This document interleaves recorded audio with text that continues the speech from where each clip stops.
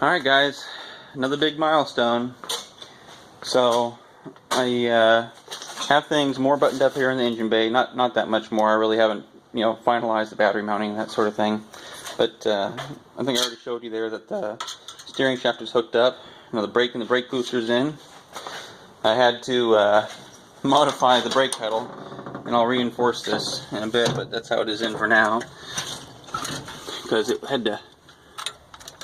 It's coming down and it was just scraping the left side of the column here, so it needed to be other side.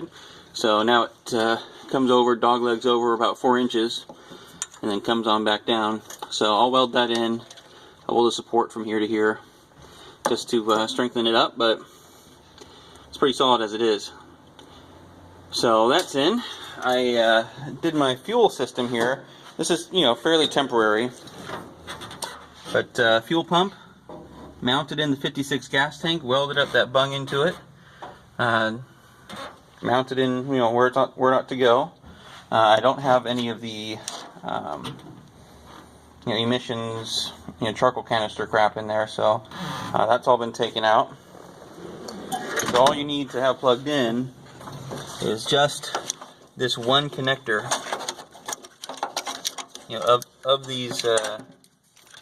Of these 1, 2, 3 connectors here, you just need the one connected to get the fuel pump running and that sort of thing.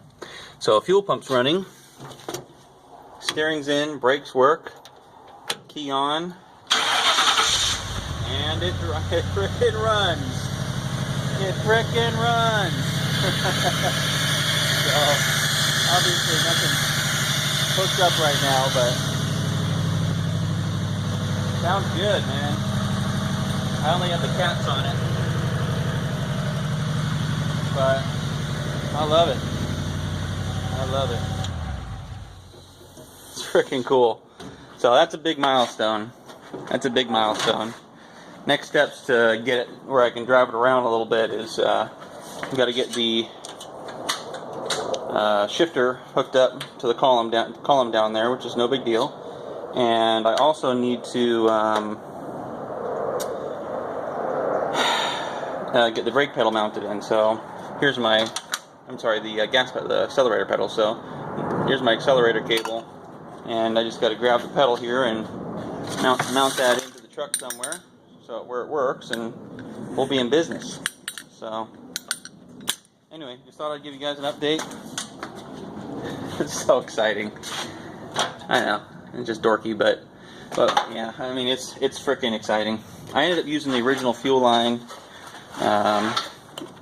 For the truck, went in there, cut it down to where it needed to be, put a compression fitting in there, doesn't leak, and ran it underneath the truck. It's using the original Crown Vic fuel pump and all that. I don't even know if you can see it here. It's kind of hard to see anything right now. Now let me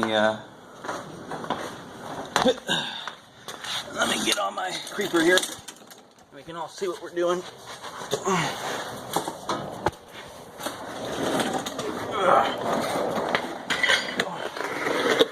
Alright, here we are. So, I've still got to put, bushings and things on it to protect it. Grommets and stuff to protect it, but it comes out the floor of the cab right over here. And I have to put a grommet on there to protect that from rubbing a hole in it. Fuel filter on the rail here, goes on up into the motor, and that's that. Otherwise, gosh, I mean, part of me just wants to move the car out of the driveway and let me drive this thing around the around the neighborhood with just brakes and the drive without a gas pedal, but good things come to those who wait, right? Alright, so that's where I'm at. I still got to mount up this, gotta figure out a place to stick this ground inside the cab there and mount up my fuel pump module and inertia switch. So those things you have to keep, obviously. And then after that, we're driving, even if we're ugly. So appreciate you guys coming along with me.